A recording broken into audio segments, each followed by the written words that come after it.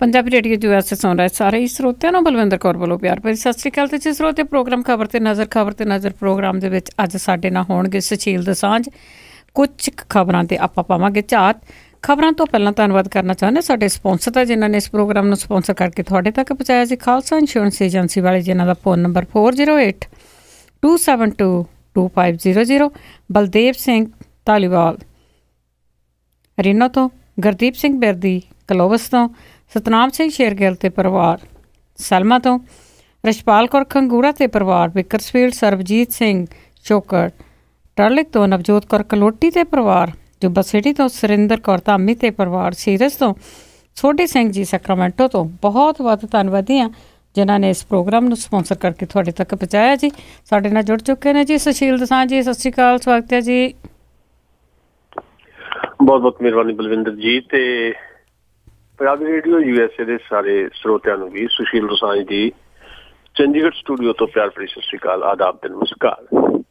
ਪਰ ਦੋਸਤੋ, ਅਸੀਂ ਤੁਹਾਡੇ ਨਾਲ ਖਬਰ ਤੇ ਨਜ਼ਰ ਪ੍ਰੋਗਰਾਮ 'ਚ ਖਬਰਾਂ ਦੇ ਬੁਲੇਟਿਨ 'ਚ ਅਸੀਂ ਤੁਹਾਨੂੰ ਰੋਜ਼ ਮਿਲਦੇ ਹਾਂ, ਪਰ 2 ਦਿਨ ਦੀ ਤੁਹਾਡੇ ਤੋਂ ਛੁੱਟੀ ਲਈ ਸੀ।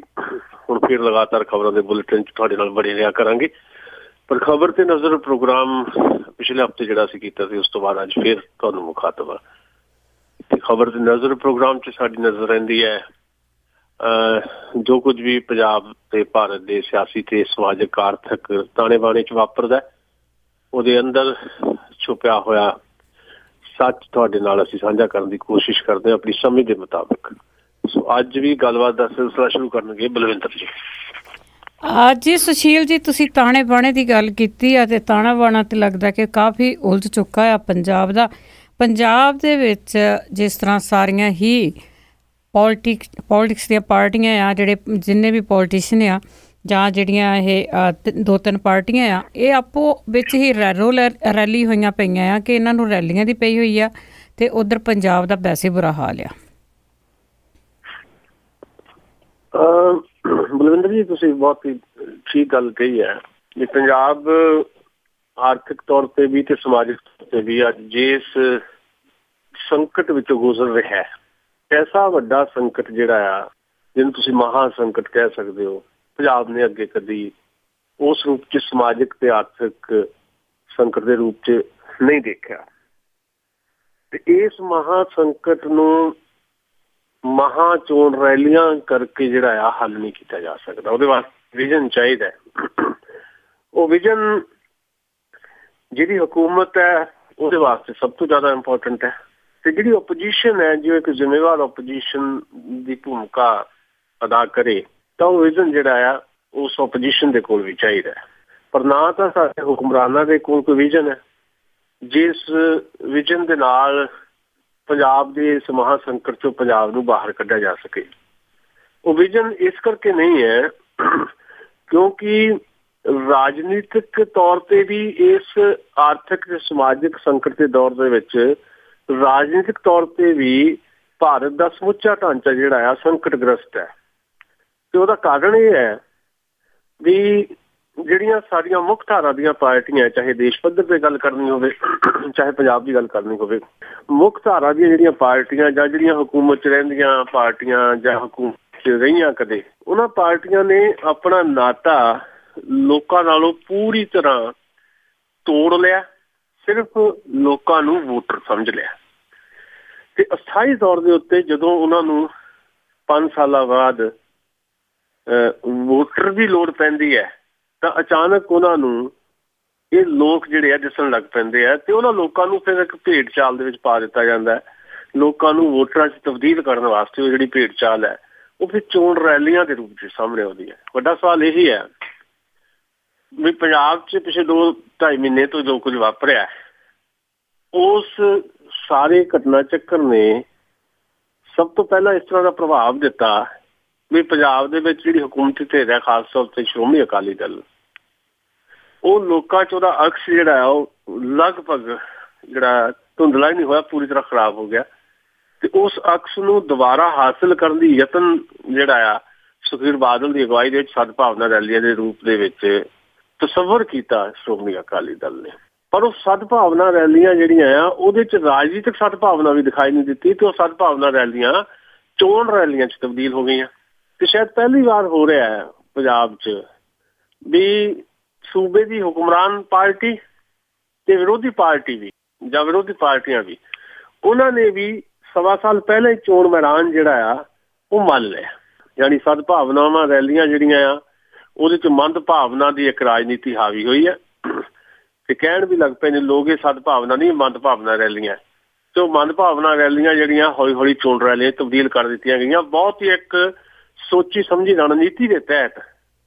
ਤੇ ਉਹ ਸੋਚੀ ਸਮਝੀ ਰਣਨੀਤੀ ਇਹ ਸੀ ਵੀ ਜਿਹੜਾ ਅਕਸ ਧੁੰਦਲਾ ਹੋ ਗਿਆ ਲੋਕ ਜਿਹੜੇ ਆ ਆਮ ਲੋਕ ਜਿਹੜੇ ਆ ਸ਼੍ਰੋਮਣੀ ਅਕਾਲੀ ਦਲ ਤੋਂ ਬਹੁਤ ਜ਼ਿਆਦਾ ਆਪਣੇ ਆਪ ਨੂੰ ਔਖੇ ਮਹਿਸੂਸ ਕਰਨ ਲੱਗ ਪਏ ਤੇ ਪਿੰਡਾਂ ਦੇ ਵਿੱਚ ਕਸਬਿਆਂ ਦੇ ਵਿੱਚ ਸ਼੍ਰੋਮਣੀ ਅਕਾਲੀ ਦਲ ਦੇ ਆਗੂਆਂ ਦਾ ਜਾਣਾ ਵੀ ਜਿਹੜਾ ਦੂਭਰ ਹੋ ਗਿਆ ਤੇ ਉਹ ਸਾਰੇ ਕੁਝ ਨੂੰ ਬਦਲਣ ਵਾਸਤੇ ਸਦਭਾਵਨਾ ਰੈਲੀਆਂ ਦੇ ਨਾਂ ਦੇ ਉੱਤੇ ਰਾਜਨੀਤਿਕ ਮੰਦ ਭਾਵਨਾ ਦੀ ਖੇਡ ਖੇਡ ਕੇ ਉਹਨਾਂ ਨੂੰ ਚੋਣ ਰੈਲੀਆਂ ਤਬਦੀਲ ਕਰ ਦਿੱਤਾ ਤੇ ਉਹਦੇ ਵਿੱਚ ਕਾਂਗਰਸ ਪਾਰਟੀ ਵੀ ਕਿਉਂਕਿ ਮੁੱਖ ਵਿਰੋਧੀ ਧਿਰ ਹੈ ਉਹ ਵੀ ਸ਼ਾਮਲ ਹੋ ਗਈ ਹੈ। ਜਾਣੇ ਅਣਜਾਣੇ ਨਹੀਂ ਸੱਚਮੁੱਚ ਇਹ ਸੋਚ ਕੇ ਕਿ ਜੇ ਸ਼੍ਰੋਮਣੀ ਅਕਾਲੀ ਦਲ ਨੇ ਹੁਣ ਤੋਂ ਹੀ ਚੋਣ ਰੈਲੀਆਂ ਕਰਕੇ ਆਪਣੀ 2017 ਦੀ ਚੋਣ ਮੁਹਿੰਮ ਦਾ ਆਗਾਜ਼ ਕਰ ਦਿੱਤਾ ਤੇ ਜੇ ਅਸੀਂ ਪਛੜ ਗਏ ਤਾਂ ਸਾਡਾ ਕੀ ਰਹੇਗਾ। ਪਿਛਲੀ ਵਾਰੀ ਕਾਂਗਰਸ ਪਾਰਟੀ ਨੂੰ ਇਸ ਗੱਲ ਦਾ ਪਤਾ ਹੈ ਕਿ ਉਮੀਦਵਾਰਾਂ ਦਾ ਐਲਾਨ ਕਰਨ ਦੇ ਵਿੱਚ ਪਛੜ ਗਈ ਕਾਂਗਰਸ ਪਾਰਟੀ ਤੇ 1% ਦੇ ਵੋਟਾਂ ਦੇ ਫਰਕ ਦੇ ਨਾਲ ਸੱਤਾ 'ਚ ਆਉਂਦੀ ਰਹਿ ਗਈ। ਇਸੇ ਕਰਕੇ ਉਹੀ ਟਾਈਮਿੰਗ ਜਿਹੜੀ ਹੈ ਆਖਿਰਕਾਰ ਕਾਂਗਰਸ ਪਾਰਟੀ ਦੀ ਹਾਈਕਮਾਨ ਨੇ ਤੈਅ ਕੀਤੀ ਵੀ ਹੁਣ ਪੰਜਾਬ ਦਾ ਜਿਹੜਾ ਜਥੇਬੰਦਕ ਢਾਂਚਾ ਪਾਰਟੀ ਦਾ ਬਦਲ ਦਿੱਤਾ ਜਾਏ ਤੇ ਕੈਪਟਨ ਅਮਰਿੰਦਰ ਨੂੰ ਪ੍ਰਧਾਨ ਬਣਾ ਦਿੱਤਾ ਜਾਏ ਤੇ ਉਹਨੂੰ ਪ੍ਰਧਾਨ ਬਣਾ ਦਿੱਤਾ ਗਿਆ ਤੇ ਉਹਦੀ ਪ੍ਰਧਾਨਗੀ ਦੀ ਜਿਹੜੀ ਤਾਜਪੋਸ਼ੀ ਜਾਂ ਨਿਯੁਕਤੀ ਹੈ ਉਹ 15 ਤਰੀਕ ਨੂੰ ਬਠਿੰਡੇ 'ਚ ਵੱਡੀ ਰੈਲੀ ਕਰਕੇ ਕਰਨੀ ਹੈ। ਦੂਜੀ ਗੱਲ 15 ਤਰੀਕ ਕਿਉਂਕਿ ਪਹਿਲਾਂ 13 ਤਰੀਕ ਕਹਿ ਰਹੇ ਸੀ ਜੇ 15 ਤਰੀਕ ਦਾ ਐਲਾਨ ਕੀਤਾ ਤਾਂ ਪਟਿਆਲੇ 'ਚ ਜਿਹੜੀ 13 ਨੂੰ ਰੈਲੀ ਕਰਨੀ ਸੀ ਮੋਤੀ ਮਹਿਲ ਦੇ ਸਾਹਮਣੇ ਸੁਖਬੀਰ ਬਾਦਲ ਨੇ ਐਲਾਨੀ ਹੋਈ ਸੀ ਉਹਨਾਂ ਨੇ ਵੀ ਆਪਣੀ ਤਰੀਕ ਬਦਲ ਕੇ 15 ਹੀ ਕਰਨੀ ਸੀ। ਜਾਣੀ ਟਕਰਾਅ ਦੀ ਨੀਤੀ ਜਿਹੜੀ ਹੈ ਉਹਦੇ ਤੇ ਪੂਰੀ ਤਰ੍ਹਾਂ ਸੁਖਬੀਰ ਸਿੰਘ ਬਾਦਲ ਚੱਲਣਾ ਚਾਹੁੰਦੇ ਆ ਤਾਂ ਜੋ ਇਸ ਟਕਰਾਅ ਦੀ ਨੀਤੀ ਦੇ ਵਿੱਚ ਲੋਕ ਜਿਹੜੇ ਉਹਨਾਂ ਦੇ ਅਸਲੀ ਇਸ਼ੂਜ਼ ਹੈ ਉਹਨਾਂ ਨੂੰ ਭੁੱਲ ਜਾਣ ਤੇ ਟਕਰਾਅ ਦੀ ਇਸ ਮੁਕਾਬਲੇਬਾਜ਼ੀ ਦੇ ਵਿੱਚ ਸਿਰਫ ਇਹੀ ਚਰਚਾ ਕਰਨ ਵੀ ਦੇਖੋ ਜੀ ਕਿਹਦੀ ਰੈਲੀ ਵੱਡੀ ਸੀ। ਹੁਣ ਇਹਦੇ 'ਚ ਇੱਕ ਜ਼ਿੰਮੇਵਾਰ ਧਿਰ ਸਮਝੀ ਜਾਂਦੀ ਸੀ ਆਮ ਆਦਮੀ ਪਾਰਟੀ ਜਿਹਦੇ ਬਾਰੇ ਚਰਚਾ ਸੀ ਕਿ ਉਹ ਇੱਕ ਆਦਰਸ਼ਕ ਕਿਸਮ ਦੀ ਪੋਲੀਟਿਕਸ ਲੈ ਕੇ ਇੱਕ ਆਦਰਸ਼ ਲੈ ਕੇ ਇੱਕ ਮਾਡਲ ਪੋਲੀਟਿਕਸ ਲੈ ਕੇ ਸਾਡੇ ਸਾਹਮਣੇ ਆਏਗੀ ਉਹ ਵੀ ਇਸ ਕੜਮੱਸ ਦੇ ਵਿੱਚ ਫਸ ਗਈ ਤੇ ਅੱਜ ਸੰਜੇ ਸਿੰਘ ਨੇ ਐਲਾਨ ਕਰ ਦਿੱਤਾ ਕਿ ਅਸੀਂ ਵੀ 15 ਤਰੀਕ ਨੂੰ ਹੀ ਪੰਜਾਬ ਦੇ ਵਿੱਚ ਮੁਕਾਬਲੇ ਦੀਆਂ ਜ਼ਿਲ੍ਹਾ ਹੈਡਕੁਆਟਰ ਤੇ ਰੈਲੀਆਂ ਕਰਾਂਗੇ। ਯਾਨੀ 1.25 ਸਾਲ ਪਹਿਲਾਂ ਹੀ ਚੋਣਾਂ ਤੋਂ 1.25 ਸਾਲ ਪਹਿਲਾਂ ਹੀ 15 ਤਰੀਕ ਇਸ ਤਰ੍ਹਾਂ ਦੀ ਹਿਸਟੋਰੀਕਲ ਡੇ ਆ ਰਿਹਾ ਵੀ 15 ਤਰੀਕ ਨੂੰ ਸਾਰਾ ਪੰਜਾਬ ਲੌਕ ਕਰ ਦਿੱਤਾ ਜਾਏਗਾ। ਯਾਨੀ ਪੰਜਾਬ ਇੱਕ ਕਿਸਮ ਦਾ ਪੂਰੀ ਤਰ੍ਹਾਂ ਜਾਮ ਹੋ ਜਾਏਗਾ। ਇੱਕ ਪਾਸੇ ਆਮ ਆਦਮੀ ਪਾਰਟੀ ਦੀਆਂ ਰੈਲੀਆਂ, ਇੱਕ ਪਾਸੇ ਪਟਿਆਲੇ ਦੇ ਵਿੱਚ ਸੁਖਬੀਰ ਬਾਦਲ ਦਾ ਸ਼ਕਤੀ ਪ੍ਰਦਰਸ਼ਨ, ਇੱਕ ਪਾਸੇ ਕੈਪਟਨ ਅਮਰਿੰਦਰ ਦਾ ਤਾਜਪੋਸ਼ੀ ਦਾ ਸਮਾਗਮ। ਇਹਦੇ 'ਚ ਹੁਣ ਲੋਕਾਂ ਨੂੰ ਇਸ ਸਾਰੀ ਬਹਿਸ ਦੇ ਵਿੱਚ ਪਾ ਦਿੱਤਾ ਜਾਏਗਾ ਵੀ ਕਿਹਦੀ ਤਾਕਤ ਕਿੰਨੀ ਹੈ ਪੰਜਾਬ ਦੇ ਵਿੱਚ ਤੇ ਇਹਨਾਂ ਪਾਰਟੀਆਂ ਨੂੰ ਵੀ ਆਪੋ ਆਪਣੀ ਤਾਕਤ ਦਾ ਅੰਦਾਜ਼ਾ ਲਾਉਣ ਦਾ ਇਹ ਮੌਕਾ 15 ਤਰੀਕ ਦਾ ਜਿਹੜਾ ਬਣ ਜਾਏਗਾ। ਇਹ ਸਾਰੇ ਕੁਝ ਦੇ ਵਿੱਚ ਜਿਹੜਾ ਸਵਾਲ ਦੀ ਸ਼ੁਰੂ ਦੇ ਵਿੱਚ ਤੁਸੀਂ ਗੱਲ ਕਹੀ ਹੈ ਵੀ ਪੰਜਾਬ ਜਿਹੜਾ ਆ ਉਹ ਰੁੜੇਗਾ, ਪੰਜਾਬ ਦਾ ਸੰਕਟ ਜਿਹੜਾ ਅਸੀਂ ਕਹਿ ਰਹੇ ਹਾਂ ਉਹ ਮਹਾ ਸੰਕਟ ਜਿਹੜਾ ਆ ਉਹ ਹੋਰ ਵੱਡਾ ਸੰਕਟ ਹੋ ਜਾਏਗਾ, ਮਹਾ ਸੰਕਟ ਹੋ ਜਾਏਗਾ। ਲਫ਼ਜ਼ ਜਿਹੜਾ ਮਰਜ਼ੀ ਤੁਸੀਂ ਲੱਭ ਲਓ। ਸੋ ਇਸ ਸੰਕਟ ਚੋਂ ਕੱਢਣ ਵਾਸਤੇ ਜਿਹੜਾ ਵਿਜ਼ਨ ਪੋਲੀਟੀਕਲ ਪਾਰਟੀਆਂ ਕੋਲ ਨਹੀਂ ਹੈ ਉਹ ਵਿਜ਼ਨ ਇਸ ਕਰਕੇ ਨਹੀਂ ਹੈ ਵੀ ਉਹਨਾਂ 'ਚ ਕਿਸੇ ਕਿਸਮ ਦੀ ਘਾਟ ਹੈ, ਵਿਜ਼ਨ ਉਹਨਾਂ ਕੋਲ ਨਹੀਂ ਹੋ ਸਕਦਾ। ਉਹਨਾਂ ਦਾ ਵਿਜ਼ਨ ਅਸਲ ਦੇ ਵਿੱਚ ਪੰਜਾਬ ਦੇ ਲੋਕਾਂ ਨੂੰ ਪੰਜਾਬ ਦੇ ਮੁੱਦਿਆਂ ਤੋਂ ਪਾਸੇ ਕਰਕੇ ਮੁਕਾਬਲੇ ਦੇ ਜਾਂ ਟਕਰਾਅ ਦੇ ਮਾਹੌਲ ਦੇ ਵਿੱਚ ਲੈ ਕੇ ਜਾਣਾ ਹੈ ਉਹਨਾਂ ਦਾ ਵਿਜ਼ਨ। ਉਸ ਵਿਜ਼ਨ 'ਚੋਂ ਕਾਮਯਾਬ ਹੋ ਰਿਹਾ ਪਰ ਪ੍ਰੋ ਪੀਪਲ ਵਿਜ਼ਨ ਜਿਹੜਾ ਆ ਉਹ ਇਹਦੇ 'ਚੋਂ ਗਾਇਬ ਕਰ ਦਿੱਤਾ ਗਿਆ ਅਚੇਤ ਰੂਪ 'ਚ ਨਹੀਂ ਸੁਚੇਤ ਰੂਪ ਦੇ ਵਿੱਚ।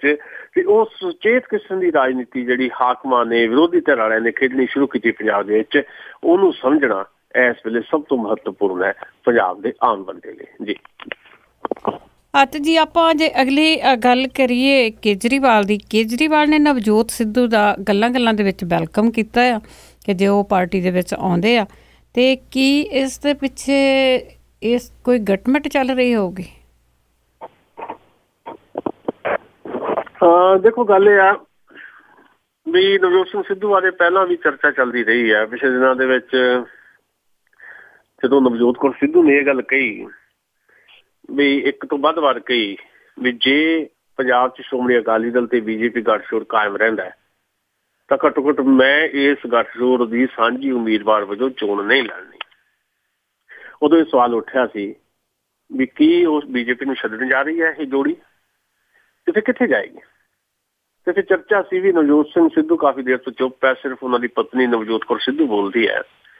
ਸ਼ਾਇਦ ਨਵਜੋਤ ਸਿੰਘ ਸਿੱਧੂ ਦਾ ਕੋਈ ਨਾ ਕੋਈ ਤਾਲਮੇਲ ਬੈਠ ਗਿਆ ਆਮ ਆਦਮੀ ਪਾਰਟੀ ਦੇ ਨਾਲ, ਤੇ ਪੰਜਾਬ ਦੇ ਵਿੱਚ ਆਮ ਆਦਮੀ ਪਾਰਟੀ ਨੂੰ ਵੀ ਜਿਹੜੀਆਂ ਕੁਝ ਪਛਾੜਾਂ ਲੱਗੀਆਂ, ਉਹਨਾਂ ਦੇ 2 ਸੰਸਦ ਮੈਂਬਰ ਜਿਹੜੇ ਆ ਉਹ ਸਸਪੈਂਡ ਕੀਤੇ ਗਏ ਨੇ, ਉਹਦੀ ਜਿਹੜੀ ਅਨੁਸ਼ਾਸਨੀ ਕਮੇਟੀ ਦੇ ਚੇਅਰਮੈਨ ਦਲਜੀਤ ਸਿੰਘ ਨੂੰ ਸਸਪੈਂਡ ਕਰ ਦਿੱਤਾ ਗਿਆ, ਕੁਝ ਹੋਰ ਲੋਕ ਜਿਹੜੇ ਪਾਰਟੀ ਤੋਂ ਕੱਢ ਦਿੱਤੇ ਗਏ। ਉਹ ਜਿਹੜੀਆਂ ਪਛਾੜਾਂ ਲੱਗੀਆਂ ਆਮ ਆਦਮੀ ਪਾਰਟੀ ਨੂੰ, ਉਹਨੂੰ ਵੀ ਕਮਬੈਕ ਕਰਨ ਵਾਸਤੇ ਕਿਸੇ ਇੱਕ ਬਹੁਤ ਹੀ ਪਾਪੂਲਰ ਕਿਸਮ ਦੇ ਫੇਸ ਦੀ ਜ਼ਰੂਰਤ ਹੈ।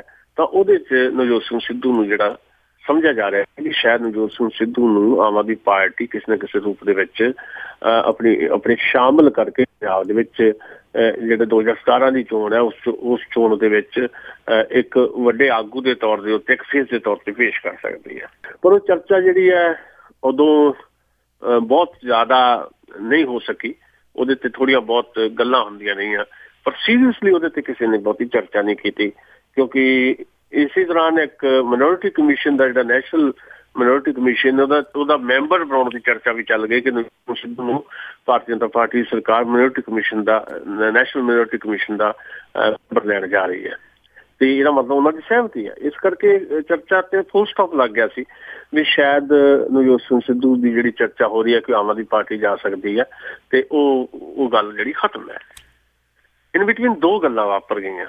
ਨੰਬਰ 1, ਹਫ਼ਤਾ ਕੁ ਪਹਿਲਾਂ ਸੰਜੇ ਸਿੰਘ ਨੇ, ਜਿਹੜਾ ਪੰਜਾਬ ਦੇ ਵਿੱਚ ਇੰਚਾਰਜ ਆਮ ਆਦਮੀ ਪਾਰਟੀ ਦਾ, ਉਹਨਾਂ ਨੇ ਇਸ ਗੱਲ ਤੇ ਫੁੱਲ ਸਟਾਪ ਲਾ ਦਿੱਤਾ ਅਰਵਿੰਦ ਕੇਜਰੀਵਾਲ ਦੇ ਮਾਮਲੇ 'ਚ। ਜਿਹੜੀ ਚਰਚਾ ਚੱਲ ਰਹੀ ਸੀ ਵੀ ਹੋ ਸਕਦਾ ਹੈ ਕਿ ਅਰਵਿੰਦ ਕੇਜਰੀਵਾਲ ਹੀ ਦਿੱਲੀ ਜਿਹੜੀ ਹੈ ਉਹ ਆਪਣੇ ਡਿਪਟੀ ਮਨੀਸ਼ ਸਿਸੋਦੀਆ ਨੂੰ ਸੌਂਪ ਪੰਜਾਬ ਦੇ ਵਿੱਚ ਸੀਐਮ ਦੇ ਕੈਂਡੀਡੇਟ ਤੌਰ ਤੇ ਸਾਹਮਣੇ ਆ ਸਕਦੇ ਆ। ਤੇ ਉਦੋਂ ਸੰਜੇ ਸਿੰਘ ਨੇ ਤਾਂ ਪਹਿਲਾਂ ਇਹ ਕਹਿ ਕੇ ਉੱਤੇ ਫੁੱਲ ਸਟਾਪ ਲਾਤਾ ਇਸ ਚਰਚਾ ਤੇ ਵੀ ਪੰਜਾਬ 'ਚ ਸੀਐਮ ਦਾ ਕੈਂਡੀਡੇਟ ਜਿਹੜਾ ਆਮ ਆਦਮੀ ਪਾਰਟੀ ਦਾ ਹੋਏਗਾ ਉਹ ਕੋਈ ਸਿੱਖ ਚਿਹਰਾ ਹੀ ਹੋਏਗਾ। ਇੱਕ ਵਾਰ ਫੇਰ ਚਰਚਾ ਚੱਲ ਪਈ ਕਿ ਸਿੱਖ ਚਿਹਰਾ ਕਿਹੜਾ ਹੋ ਸਕਦਾ ਹੈ।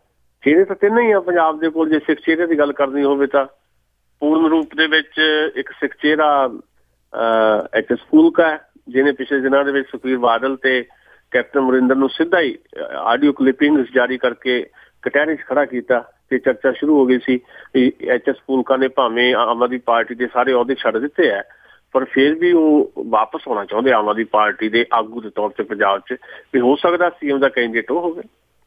ਫਿਰ ਚਰਚਾ ਚੱਲੀ ਨਹੀਂ ਸੁੱਚਾ ਸਿੰਘ ਛੋਟੇਪੁਰ ਹੋ ਸਕਦਾ ਹੈ, ਪਰ ਉਹਦੇ ਸਾਹਮਣੇ ਵੀ ਦਿੱਕਤਾਂ, ਕਿਉਂਕਿ ਆਮ ਆਦਮੀ ਪਾਰਟੀ ਦੇ ਅੰਦਰ ਹੀ ਪੂਰੀ ਤਰ੍ਹਾਂ ਉਹ ਪ੍ਰਵਾਨਿਤ ਆਗੂ ਨਹੀਂ ਹੈ। ਸਿਰਫ ਸੰਜੇ ਸਿੰਘ ਦੀ ਮਰਜ਼ੀ ਕਰਕੇ ਉਹ ਸਾਰੇ ਵਿਰੋਧਾਂ ਦੇ ਬਾਵਜੂਦ ਕਨਵੀਨਰ ਬਣਿਆ ਹੋਇਆ। ਫਿਰ ਚਰਚਾ ਭਗਵੰਤ ਮਾਨ ਹੋ ਸਕਦਾ। ਭਗਵੰਤ ਮਾਨ ਦਾ ਅਕਸ ਪਿਛਲੇ ਦਿਨਾਂ 'ਚ ਧੁੰਦਲਾ ਹੋ ਗਿਆ ਜਾਂ ਧੁੰਦਲਾ ਕਰ ਦਿੱਤਾ ਗਿਆ। ਉਹ ਇੱਕ ਐਪੀਸੋਡ ਜਿਹੜਾ ਹੈ ਉਹ ਸਾਰਾ ਤੁਹਾਡੇ ਸਾਰਿਆਂ ਸਾਹਮਣੇ, ਮੈਂ ਉਹਦੀ ਚਰਚਾ ਨਹੀਂ ਕਰਦਾ, ਨਾ ਮੈਂ ਉਹਨੂੰ ਦੁਹਰਾਉਣਾ ਚਾਹੁੰਦਾ। ਪਰ ਇਹਨਾਂ ਤਿੰਨਾਂ ਦੇ ਵਿੱਚੋਂ ਕਿਸੇ ਇੱਕ ਤੇ ਪੂਰਨ ਤੌਰ ਦੇ ਉੱਤੇ ਕੋਈ ਸਹਿਮਤੀ ਜੇ ਨਹੀਂ ਸੀ ਪੰਜਾਬ 'ਚ ਦਿਖਾਈ ਦੇ ਰਹੀ। ਹੁਣ ਅਰਵਿੰਦ ਕੇਜਰੀਵਾਲ ਨੇ ਜਦੋਂ ਨਵਜੋਤ ਸਿੰਘ ਸਿੱਧੂ ਬਾਰੇ ਆਪ ਚਰਚਾ ਕੀਤੀ, ਪਹਿਲੀ ਵਾਰ ਹੈ ਵੀ ਅਰਵਿੰਦ ਕੇਜਰੀਵਾਲ ਨੇ ਪੰਜਾਬ ਦੇ ਮਾਮਲੇ ਦੇ ਵਿੱਚ ਖੁਦ ਇਹ ਗੱਲ ਕਹੀ ਹੈ ਵੀ ਨਵਜੋਤ ਸਿੰਘ ਸਿੱਧੂ ਜੇ ਆਉਂਦੇ ਆ ਤਾਂ ਸਾਡੇ ਵਾਸਤੇ ਚੰਗੀ ਗੱਲ ਹੈ ਤੇ ਅਸੀਂ ਉਹਦਾ ਸਵਾਗਤ ਕਰਾਂਗੇ।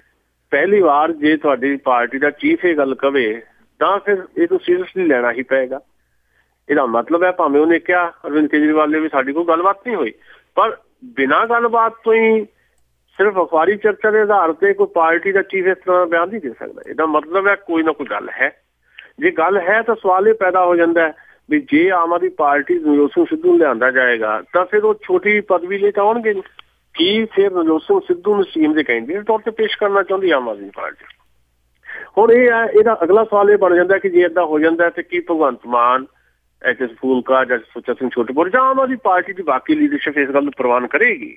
ਇਹ ਵੱਡਾ ਸਵਾਲ ਹੈ। ਉਹਦੇ 'ਚ ਮੇਰਾ ਮੰਨਣਾ ਇਹ ਹੈ ਵੀ ਜਿਹੜੀ ਮੌਕਾ ਪ੍ਰਸਤੀ ਦੀ ਪੋਲੀਟਿਕਸ ਹੁੰਦੀ ਹੈ, ਕਿਉਂਕਿ ਸਿਧਾਂਤਕ ਪੋਲੀਟਿਕਸ ਤਾਂ ਹੈ ਨਹੀਂ ਇਹ ਜੀ। ਭਾਰਤੀ ਜਨਤਾ ਪਾਰਟੀ ਨੂੰ ਛੱਡ ਕੇ ਕੋਈ ਬੰਦਾ ਆਵੇ, ਉਹਨੂੰ ਆਉਂਦੇ ਤੁਸੀਂ ਵੱਡਾ ਅਹੁਦਾ ਦੇ ਦਿਓ ਆਪਣੀ ਪਾਰਟੀ ਦੇ ਵਿੱਚ, ਉਸ ਪਾਰਟੀ 'ਚ ਜਿਹਨੂੰ ਤੁਸੀਂ ਕਿਹਾ ਕਿ ਇਹ ਵਾਕਿਆ ਨੂੰ ਵੱਖਰੀ ਪਾਰਟੀ ਹੈ, ਫਿਰ ਲਾਜ਼ਮੀ ਤੌਰ ਤੇ ਉਹ ਵੱਖਰੀ ਨਹੀਂ ਰਹਿੰਦੀ। ਇਸ ਕਰਕੇ ਜੇ ਮੌਕਾ ਪ੍ਰਸਤੀ ਦੀ ਪੋਲੀਟਿਕਸ ਦੇਖਣੀ ਹੋਵੇ, ਗੈਰ ਸਿਧਾਂਤਕ ਪੋਲੀਟਿਕਸ ਦੇਖਣੀ ਹੋਵੇ ਤਾਂ ਕੋਈ ਵੀ ਅਟਕਤਨੀ ਨਹੀਂ ਹੈ। ਕੱਲ੍ਹ ਨੂੰ ਕੁਝ ਵੀ ਵਾਪਰ ਸਕਦਾ। ਨਵਜੋਤ ਸਿੰਘ ਸਿੱਧੂ ਹੀ ਸੀ ਜਿਹਨੇ ਭਗਵੰਤ ਮਾਨ ਨੂੰ ਨੈਸ਼ਨਲ ਸਟੇਜ ਮੁਹੱਈਆ ਕਰਵਾਈ। ਸੋ ਭਗਵੰਤ ਮਾਨ ਸ਼ਾਇਦ ਨਵਜੋਤ ਸਿੰਘ ਸਿੱਧੂ ਦਾ ਉਸ ਨੂੰ ਵਿਰੋਧ ਨਾ ਕਰ ਸਕੇ, ਪਰ ਕਿਉਂਕਿ ਸਿਆਸਤ ਦੇ ਵਿੱਚ ਕੋਈ ਪਿਓ ਨਹੀਂ, ਕੋਈ ਪੁੱਤਰ ਨਹੀਂ, ਕੋਈ ਭਰਾ ਨਹੀਂ, ਕੋਈ ਗੁਰੂ ਨਹੀਂ, ਇਹ ਵੀ ਆਪਣੇ ਆਪ ਵਿੱਚ ਵੱਡਾ ਮਾਮਲਾ ਹੈ।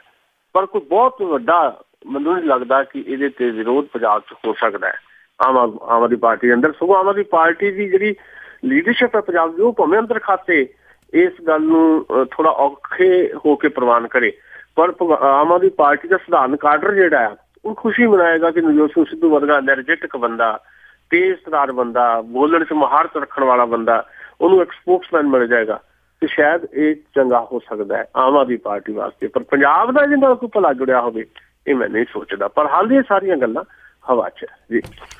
ਅਸੀਂ ਤੇ ਅਗਲੀ ਗੱਲਬਾਤ ਕਰਦੇ ਹਾਂ ਜੀ ਗੁਰਮੀਤ ਪੈਂਕੀ ਦੀ, ਤੇ ਉਸ ਬਾਰੇ ਸਾਰਿਆਂ ਨੂੰ ਪਤਾ ਹੀ ਹੈਗਾ ਕੌਣ ਆ, ਤੇ ਉਸਨੇ ਬੜੇ ਖੁਲਾਸੇ ਕੀਤੇ ਆ, ਤੇ ਉਸ ਤੋਂ ਬਾਅਦ ਜਿਹੜੀ ਪੰਜਾਬ ਸਰਕਾਰ ਆ ਉਹ ਬਿਲਕੁਲ ਚੁੱਪ ਹੋ ਗਈ ਆ। ਦੇਖੋ ਉਸ ਖਬਰਾਂ 'ਚ ਤੁਸੀਂ ਸਾਰਿਆਂ ਸੁਣ ਲਿਆ ਉਹ ਮਾਮਲਾ ਕੀ ਆ। ਕੈਟ ਪੁਲਿਸ ਦਾ ਕੈਟ ਰਿਹਾ ਤੇ ਉਹਨੇ ਖੁਦ ਮੰਨਿਆ ਕਿ 50 ਬੰਦੇ ਤਾਂ ਮੈਂ ਮਾਰੇ ਆ। ਉਸ ਤੋਂ ਪਹਿਲਾਂ ਤੁਹਾਨੂੰ ਯਾਦ ਹੋਣਾ ਸੁਰਜੀਤ ਸਿੰਘ ਨਾਂ ਦੇ ਬੰਦੇ ਨੇ ਇੱਕ ਗੱਲ ਕਹੀ ਸੀ ਵੀ 80 ਬੰਦੇ ਮਾਰੇ ਆ, ਉਹਨੇ ਕਈ ਲੋਕਾਂ ਦੇ ਨਾਂ ਲਏ ਸੀ, ਉਹ ਗੱਲ ਵੀ ਦੱਬ ਦਿੱਤੀ ਗਈ। ਪਿੰਕੀ ਦੇ ਮਾਮਲੇ ਦੇ ਵਿੱਚ ਜਿਹੜਾ ਉਹਨੇ ਸਗੋਂ ਸਿੱਧੇ ਤੌਰ ਤੇ ਸੁਮੇਧ ਸਿੰਘ ਸੈਣੀ ਤੇ ਵੀ ਇਲਜ਼ਾਮ ਲਾਏ। ਇਹ ਬੜੇ ਸੀਰੀਅਸ ਕਿਸਮ ਦੇ ਇਲਜ਼ਾਮ ਹੈ। ਪਰ ਸਵਾਲ ਹੈ, ਜਦੋਂ ਤੁਸੀਂ ਕਿਹਾ ਕਿ ਸਰਕਾਰ ਇੱਕ ਕਿਸਮ ਦਾ ਪਾਸਾ ਵੱਟ ਗਈ ਸਾਰੇ ਮਸਲੇ ਤੋਂ, ਪਰ ਉਹਨੂੰ ਸਰਕਾਰ ਦੀ ਗਲੇ ਦੀ ਹੱਡੀ ਇਹ ਜ਼ਰੂਰ ਬਣੇਗਾ। ਇਸ ਮਸਲੇ ਨੂੰ ਪੰਜਾਬ ਦੀ ਇਲੈਕਸ਼ਨ ਦੇ ਵਿੱਚ ਵੀ ਉਭਾਰਿਆ ਜਾਏਗਾ, ਕਿਉਂਕਿ ਉਹਨੇ ਇੱਕ ਗੱਲ ਹੋਰ ਵੀ ਕਹੀ ਕਿ ਮੈਂ ਜੇ ਸਸਪੈਂਡ ਸੀ ਤਾਂ ਮੈਂ ਬਹਾਲ ਹੋਣ ਵਾਸਤੇ 50 ਲੱਖ ਰੁਪਏ ਦਿੱਤੇ। ਇਹ ਬੜਾ ਸੀਰੀਅਸ ਕਿਸਮ ਦਾ ਇਲਜ਼ਾਮ ਹੈ। ਝੂਠੇ ਪੁਲਿਸ ਮੁਕਾਬਲੇ, ਬਾਕੀ ਜਿਹੜੇ ਫਰਜ਼ੀ ਕਿਸਮ ਦੇ ਜਿਹੜੇ ਮੁਕਾਬਲੇ ਹੁੰਦੇ ਰਹੇ, ਉਹਦੇ 'ਚ ਪੁਲਿਸ ਕੈਡਰ ਦੀਆਂ ਕੀ ਭੂਮਿਕਾਵਾਂ ਰਹੀਆਂ, ਪੁਲਿਸ ਅਫਸਰਾਂ ਦੀਆਂ ਕੀ ਰਹੀਆਂ, ਇਹ ਸਾਰੇ ਮਾਮਲੇ ਬਹੁਤ ਵਾਰ ਚਰਚਾ 'ਚ ਆ ਚੁੱਕੇ ਹੈ ਤੇ ਇਹ ਲੋਕ ਚਰਚਾ ਦੇ ਵਿੱਚ ਰੂਟੀਨ ਚੰਗ ਬਣੇ ਹੋਏ ਆ। ਇਹ ਤਾਂ ਗੱਲ ਕੋਈ ਨਵੀਂ ਨਹੀਂ ਦੱਸੀ ਪਿੰਕੀ ਨੇ ਵੀ ਇੰਨੇ ਮੁਕਾਬਲੇ ਹੋਏ ਨਹੀਂ ਹੋਇਆ। ਉਹ ਤਾਂ ਸੱਚ ਹੈ, ਉਹ ਸੱਚ ਜਿਹੜਾ ਪਹਿਲੇ ਸਾਡੇ ਸਾਹਮਣੇ।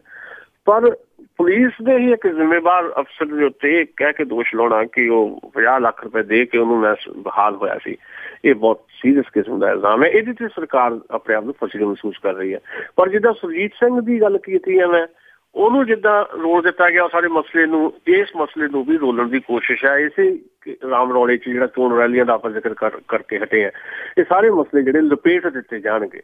ਇਹਨਾਂ ਮਸਲਿਆਂ ਨੂੰ ਅੱਗੇ ਆਉਣ ਹੀ ਨਹੀਂ ਦਿੱਤਾ ਜਾਏਗਾ। ਅਖਬਾਰਾਂ 'ਚ 2 ਦਿਨ ਖਬਰਾਂ ਛਪੀਆਂ, ਇੱਕ ਅੱਧਾ ਦਿਨ ਹੋਰ ਛਪ ਜਾਏਗੀ। ਕੈਪਟਨ ਦਾ ਅੱਜ ਬਿਆਨ ਆ ਗਿਆ ਕਿ ਉਹ ਜਾਂਚ ਕਰਾਉਣਗੇ ਜੇ ਉਹ ਸਰਕਾਰ ਚਾਹੁੰਦੇ ਆ। ਮਨੁੱਖੀ ਅਧਿਕਾਰ ਕਮਿਸ਼ਨ ਨੇ ਕਹਿ ਦਿੱਤਾ ਵੀ ਅਸੀਂ ਇਹਦੀ ਵਿਸ਼ੇਸ਼ ਜਾਂਚ ਕਰਾਂਗੇ। ਸਰਕਾਰ ਬਿਲਕੁਲ ਚੁੱਪ ਹੈ, ਸਰਕਾਰ ਇਸ ਮਸਲੇ ਨੂੰ ਤਵੱਜੋ ਨਹੀਂ ਦੇ ਰਹੀ।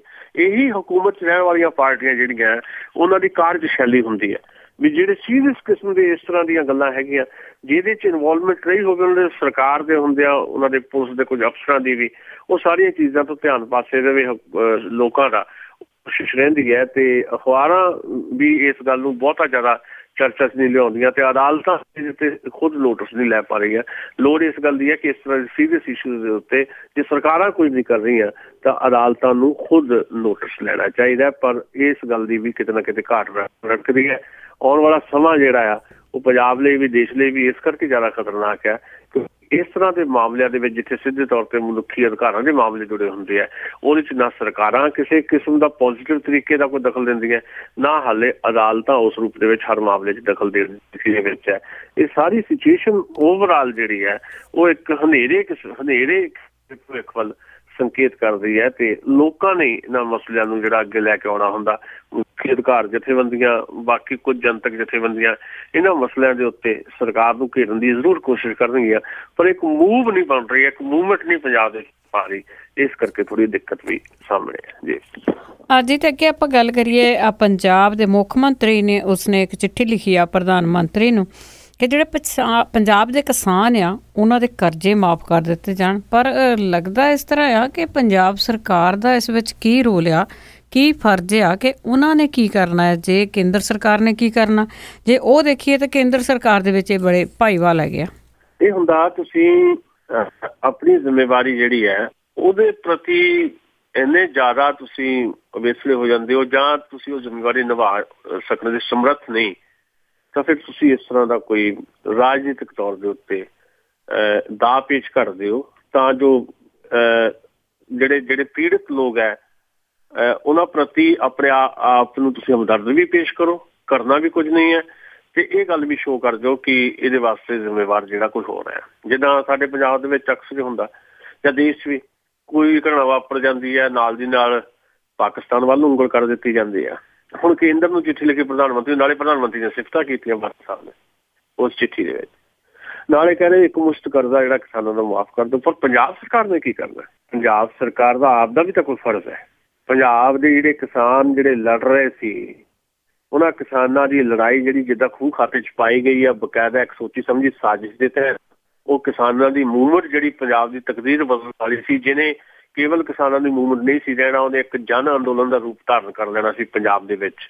ਉਹਦੇ ਵਿੱਚੋਂ ਪੰਜਾਬ ਦੀ ਜਿਹੜੀ ਭਵਿੱਖ ਦੀ ਉਮੀਦ ਦੀ ਕਿਰਨ ਨਿਕਲੀ ਸੀ, ਉਹ ਕਿਰਨ ਜਿਹੜੀ ਹੈ ਰਸਤੇ ਦੇ ਵਿੱਚ ਕੁਚਲ ਦਿੱਤੀ ਗਈ। ਇੱਕ ਸਾਜ਼ਿਸ਼ ਦੇ ਤਹਿਤ ਬਕਾਇਦਾ ਸ਼੍ਰੀ ਗੁਰੂ ਗ੍ਰੰਥ ਸਾਹਿਬ ਜੀ ਦੀ ਬੇਅਦਬੀ ਦੀਆਂ ਘਟਨਾਵਾਂ ਜਿਹੜੀਆਂ ਘਟਨਾਵਾਂ ਦਰ ਘਟਨਾਵਾਂ ਸਾਹਮਣੇ ਆਈਆਂ, ਉਹਦੇ ਪਿੱਛੇ ਲੱਗਦਾ ਹੈ ਕਿ ਬਕਾਇਦਾ ਇੱਕ ਪਲਾਨਡ ਤਰੀਕੇ ਨਾਲ ਸਾਰਾ ਕੁਝ ਜਿਹੜਾ ਕੀਤਾ ਗਿਆ। ਤੇ ਅੱਜ ਉਹ ਸਾਰੇ ਕੁਝ ਤੋਂ ਸੁਰਖਰੂ ਹੋ ਕੇ ਬਾਦਲ ਸਾਹਿਬ ਜੇ ਚਿੱਠੀ ਲਿਖਣ ਨਰਿੰਦਰ ਮੋਦੀ ਸਾਹਿਬ ਨੂੰ, ਤਾਂ ਬੜਾ ਤਰਸ ਆਉਂਦਾ ਪੰਜਾਬ ਦੀ ਰਾਜਨੀਤੀ ਦੇ ਉੱਤੇ। ਹੁਣ ਨਰਿੰਦਰ ਮੋਦੀ ਵੀ ਕੌਣ ਹੈ? ਜਿੱਦਾਂ ਤੁਸੀਂ ਕਿਹਾ, ਨਰਿੰਦਰ ਮੋਦੀ ਵੀ ਤਾਂ ਉਸੇ ਸਰਕਾਰ ਦੇ ਚੀਫ ਨੇ, ਉਸੇ ਸਰਕਾਰ ਦੇ ਮੁਖੀ ਨੇ ਜੇ ਸਰਕਾਰ ਸ਼੍ਰੋਮਣੀ ਅਕਾਲੀ ਦਲ ਸ਼ਾਮਲ ਹੈ। ਪੰਜਾਬ 'ਚ ਵੀ ਤਾਂ ਉਹਨਾਂ ਦੀ ਸਾਂਝੀ ਸਰਕਾਰ ਹੈ। ਕੇਂਦਰ ਤੋਂ ਜੋ ਲੈਣਾ, ਉਹ ਜੇ ਹੁਣ ਡਾਕਟਰ ਮਨਮੋਹਨ ਸਿੰਘ ਦੀ ਸਰਕਾਰ ਹੁੰਦੀ ਤਾਂ ਫਿਰ ਤਾਂ ਕੋਈ ਵਾਜਬ ਜਿਹਾ ਲੱਗਦਾ ਸੀ ਵੀ ਸ਼ਾਇਦ ਕੇਂਦਰ ਵਿਤਕਰਾ ਕਰ ਰਿਹਾ। ਇਹ ਤਾਂ ਜਵਾਬ ਖੁਦ ਬਾਦਲ ਸਾਹਿਬ ਨੂੰ ਦੇਣਾ ਚਾਹੀਦਾ ਕਿ ਸਰਕਾਰ ਉਹਨਾਂ ਦੀ ਹੈ, ਜਾਂ ਫਿਰ ਬਾਦਲ ਸਾਹਿਬ ਖੋਲ ਕੇ ਕਹਿ ਦੇਣ ਵੀ ਕੇਂਦਰ ਸਰਕਾਰ ਜਾਂ ਨਰਿੰਦਰ ਮੋਦੀ ਦੀ ਅਗਵਾਈ ਜਿਹੜੀ ਸਰਕਾਰ ਹੈ ਦਿੱਲੀ ਚੱਲ ਰਹੀ, ਉਹ ਪੰਜਾਬ ਦਾ ਬਹੁਤ ਵੱਡਾ ਭੇਦਭਾਵ ਕਰ ਰਹੀ ਹੈ, ਵਿਤਕਰਾ ਕਰ ਰਹੀ ਹੈ। ਅਸੀਂ ਇਸ ਸਰਕਾਰ ਦੇ ਖਿਲਾਫ ਇੱਕ ਲੜਾਈ ਵਿੱਢਾਂਗੇ। ਜੇ ਲੜਾਈ ਵਿੱਢਾਂਗੇ ਤਾਂ ਫਿਰ ਪੰਜਾਬ ਦੇ ਵਿੱਚ ਬੀਜੇਪੀ ਉਹਨਾਂ ਦੀ ਸਰਕਾਰ 'ਚ ਕੀ ਕਰਦੀ ਹੈ, ਜਾਂ ਕੇਂਦਰ ਦੇ ਵਿੱਚ ਬੀਬੀ ਹਰਸਿਮਰਤ ਕੌਰ ਬਾਦਲ ਮੰਤਰੀ ਕਿਉਂ ਆ? ਤੁਹਾਡੇ ਸਵਾਲ ਨਹੀਂ, ਇਹਨਾਂ ਸਵਾਲਾਂ ਦਾ ਜਵਾਬ ਦੇਣਾ ਚਾਹੀਦਾ ਬਾਦਲ ਸਾਹਿਬ ਨੂੰ। ਉਹ ਜਵਾਬ ਦੇਣ ਦੀ ਥਾਂ ਦੇ ਉੱਤੇ ਇੱਕ ਕਾਗਜ਼ੀ ਕਾਰਵਾਈ ਕਰਦੇ ਹੈ, ਇੱਕ ਚਿੱਠੀ ਦੇ 4 ਹਰਫ ਲਿਖਦੇ ਆ ਤੇ ਮੋੜਾ ਉਧਰ ਨੂੰ ਦੇਣ ਦੀ ਕੋਸ਼ਿਸ਼ ਕਰਦੇ ਆ ਕਿ ਨਹੀਂ ਸਾਡਾ ਕੋਈ ਕਸੂਰ ਨਹੀਂ ਹੈ, ਤਾਂ ਕੇਂਦਰ ਮਾਫ ਕਰੇ, ਕੇਂਦਰ ਮਾਫ ਕਰੇ। ਤੇ ਕਰਜ਼ੇ ਜੇ ਕਿਸਾਨਾਂ ਦੇ ਸਿਰ ਤੇ ਚੜੇ ਆ ਤਾਂ ਪੰਜਾਬ ਦੀ ਜਿਹੜੀ ਖੇਤੀ ਨੀਤੀ ਉਹਦਾ ਵੀ ਤਾਂ ਕਾਰਨ ਹੈ। ਉਹ ਜਥੇਦਾਰ ਤੋਤਾ ਸਿੰਘ ਨੂੰ ਇੱਕ ਚਿੱਠੀ ਕਿਉਂ ਨਹੀਂ ਲਿਖਦੇ ਵੀ ਤੂੰ ਰਿਜ਼ਾਈਨ ਕਰਦੇ ਭਾਈ, ਤੇਰੀ ਸਰਕਾਰ ਦੇ ਹੁੰਦੇ, ਤੇਰੇ ਖੇਤੀ ਮੰਤਰੀ ਹੁੰਦੇ, 35 ਲੱਖ ਦਾ ਕੀਟਨਾਸ਼ਕ ਘੁਟਾਲਾ ਹੋ ਗਿਆ ਤੇ ਲੋਕ ਲੜ ਰਹੇ ਆ ਵੀ ਉਹਨਾਂ ਨੂੰ ਬਰਖਾਸਤ ਕੀਤਾ ਜਾਏ। ਉਹਨੂੰ ਬਰਖਾਸਤ ਨਹੀਂ ਕਰਨਾ, ਮੋਦੀ ਸਾਹਿਬ ਨੂੰ ਚਿੱਠੀ ਲਿਖਣੀ ਕਰਜ਼ਾ ਮਾਫ ਕਰ ਦਿਓ। ਜਿਹੜੀ ਨਰਮਾ ਪੱਟੀ ਸਾਰੀ ਤਬਾਹ ਹੋ ਗਈ, ਉਹਦੇ ਲਈ ਜ਼ਿੰਮੇਵਾਰ ਪੰਜਾਬ ਦਾ ਖੇਤੀ ਮਹਿਕਮਾ ਨਹੀਂ ਹੈ, ਜਾਂ ਪੰਜਾਬ ਦਾ ਖੇਤੀ ਮੰਤਰੀ ਨਹੀਂ ਹੈ, ਜਾਂ ਪੰਜਾਬ ਦਾ ਖੇਤੀ ਮੰਤਰੀ ਤੇ ਉਹਦੇ ਨਾਲ ਜਿਹੜਾ ਅਮਲਾ ਫੈਲਾ ਉਹ ਨਹੀਂ ਹੈ, ਜਾਂ ਪੰਜਾਬ ਦੇ ਖੁਦ ਮੁੱਖ ਮੰਤਰੀ ਉਹਦੇ ਜ਼ਿੰਮੇਵਾਰ ਨਹੀਂ ਹੈ। ਆਪਣੀ ਜ਼ਿੰਮੇਵਾਰੀਆਂ ਛੱਡ ਕੇ ਕੇਂਦਰ ਤੋਂ ਇਹ ਮੰਗ ਕਰਨੀ ਕਿ ਸਾਡਾ ਕਰਜ਼ਾ ਮਾਫ ਕਰ ਦਿਓ। ਕਰਜ਼ਾ ਚੜਿਆ ਕਿਉਂ ਹੈ? ਇਹਦੇ ਕਾਰਨ ਕੀ ਹੈ? ਉਹ ਕਾਰਨ ਤਾਂ ਤੁਹਾਡੇ ਸਾਹਮਣੇ ਪਏ ਆ। ਉਹਨਾਂ ਕਾਰਨਾਂ ਨੂੰ ਦੂਰ ਨਹੀਂ ਕਰਨਾ, ਸਿਰਫ ਤੇ ਸਿਰਫ ਕਾਗਜ਼ੀ ਕਾਰਵਾਈ ਕਰਨੀ ਹੈ। ਇਹ ਕਾਗਜ਼ੀ ਕਾਰਵਾਈ ਸਿਰਫ ਤੇ ਸਿਰਫ ਜਵਾਬਦੇਹੀ ਤੋਂ ਭੱਜਣ ਵਾਲੀ ਗੱਲ ਹੈ ਜੀ। ਤੇ ਜੀ ਮੇਰਾ ਆਖਰੀ ਸਵਾਲ ਆ ਕਿ ਜਿਹੜਾ ਨੈਸ਼ਨਲ ਹਰਡ ਨੇ ਜਿਹੜਾ ਸਿਆਸੀ ਤੂਫਾਨ ਆਉਂਦਾ ਆ, ਉਸ ਦੇ ਕਰਕੇ ਜਿਹੜੀ ਸੰਸਦ ਆ ਉਹ ਚੱਲਣ ਨਹੀਂ ਦਿੱਤੀ ਜਾ ਰਹੀ। ਕੀ ਇਸ ਦੇ ਪਿੱਛੇ ਕਿ ਸੰਸਦ ਕਿਉਂ ਨਹੀਂ ਚੱਲਣ ਦਿੱਤੀ ਜਾ ਰਹੀ? ਇਹ ਜਿਹੜਾ ਨੈਸ਼ਨਲ ਹਰਡ ਆ ਇਹ ਇੱਕ ਵੱਖਰੀ ਚੀਜ਼ ਆ, ਪਰ ਸੰਸਦ ਦੇ ਵਿੱਚ ਕਿਉਂ ਰੌਲਾ ਰੱਪਾ? ਦੇਖੋ, ਪਹਿਲੀ ਗੱਲ ਤਾਂ ਮੈਂ ਥੋੜੀ ਸਥਿਤੀ ਸਪਸ਼ਟ, ਕਿਉਂਕਿ ਕਈ ਵਾਰੀ ਨਹੀਂ ਪਤਾ ਲੱਗਦਾ। ਸਾਡੇ ਲਿਸਨਰ ਜਿਹੜੇ ਆ ਉਹ ਖਬਰਾਂ 'ਚ ਤਾਂ ਸੁਣ ਲੈਂਦੇ ਆ ਨੈਸ਼ਨਲ ਹੈਰਲਡ ਬਾਪ ਦਾ, ਤੇ ਕਈ ਵਾਰੀ ਉਹ ਮਾਮਲੇ ਦਾ ਪੂਰਾ ਨਹੀਂ ਪਤਾ ਹੁੰਦਾ ਵੀ ਮਾਮਲਾ ਅਸਲ ਦੇ ਵਿੱਚ ਹੈ ਕੀ। ਉਹਦੇ 'ਚ ਥੋੜੀ ਜਿਹੀ ਮੈਨੂੰ ਲੱਗਦਾ ਗੱਲ ਸਾਨੂੰ ਦੱਸਣੀ ਚਾਹੀਦੀ ਹੈ, ਸਾਂਝੀ ਕਰਨੀ ਚਾਹੀਦੀ ਹੈ ਵੀ ਆਖਰ ਇਹ ਮਾਮਲਾ ਹੈ ਕੀ। ਤੇ ਮੈਂ ਦੱਸਦਾ, ਨੈਸ਼ਨਲ ਹੈਰਲਡ ਅਸਲ ਦੇ ਵਿੱਚ ਇੱਕ ਅਖਬਾਰ ਹੋਇਆ ਕਰਦਾ ਸੀ ਜਿਹੜਾ 1938 'ਚ ਸ਼ੁਰੂ ਹੋਇਆ, ਪੰਡਿਤ ਜਵਾਹਰ ਲਾਲ ਨਹਿਰੂ ਹੋਰਾਂ ਨੇ ਸ਼ੁਰੂ ਕੀਤਾ। ਤੇ ਉਸ ਤੋਂ ਬਾਅਦ ਜਦੋਂ ਮੁਲਕ ਆਜ਼ਾਦ ਹੋ ਗਿਆ ਤੇ 1957 ਦੇ ਵਿੱਚ ਨੈਸ਼ਨਲ ਹੈਰਲਡ ਅਖਬਾਰ ਜਿਹੜੀ ਹੈ ਉਹ ਬਕਾਇਦਾ ਇੱਕ ਐਸੋਸੀਏਟ ਜਨਰਲ ਲਿਮਿਟਡ ਬਣਾ ਦਿੱਤੀ ਗਈ ਕੰਪਨੀ, ਜਿਹੜੀ ਗੈਰ ਵਪਾਰਕ ਕੰਪਨੀ ਸੀ।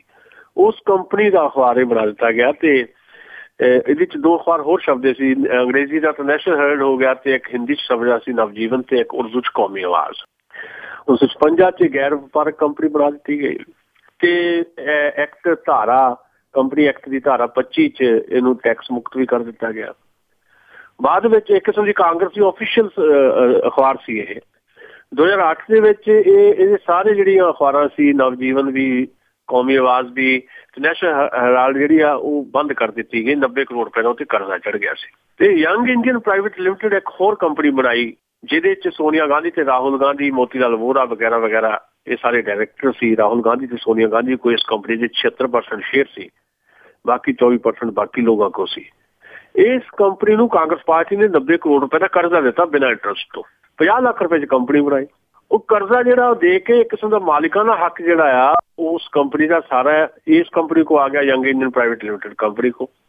यानी 2000 करोड़ रुपए की प्रॉपर्टी 50 लाख रुपए के एक किस्म की इस कंपनी के अधीन कर दी गई, जिहदे 76% शेयर जिहड़े आ राहुल गांधी ते सोनिया गांधी दे नाल। ये आ मामला असल च। 2012 च बीजेपी के लीडर सुब्रमण्यम स्वामी ने एक पटीशन दायर की ते कांग्रेस पार्टी ने इन्हां लीडरां ते धोखाधड़ी का दोष लाया, जिहदे ते हुण सम्मन जारी होए, जिहदे दी तरीक जिहड़ी 19 पाई गई है।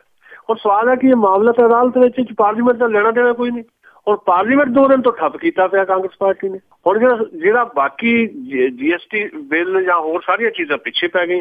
थोड़े दिन पहला जिहड़े नरेंद्र मोदी ते सोनिया गांधी की मीटिंग हुई, जिहदे GST बिल पास करने की तजवीज़ बन रही थी, 3 इतराज दसे कांग्रेस पार्टी ने भी वो दूर कर दो, असीं पास कराने बिल। वो सारा मामला भी खटाई च पै गया। हुण 2 दिन तो पार्लीमेंट ठप है। पार्लीमेंट कानून बनाने लिए होंदी है, बिलों से चर्चा लिए होंदी है, पार्लीमेंट ने देश में चलाना होंदा, उस पार्लीमेंट को ठप किया गया।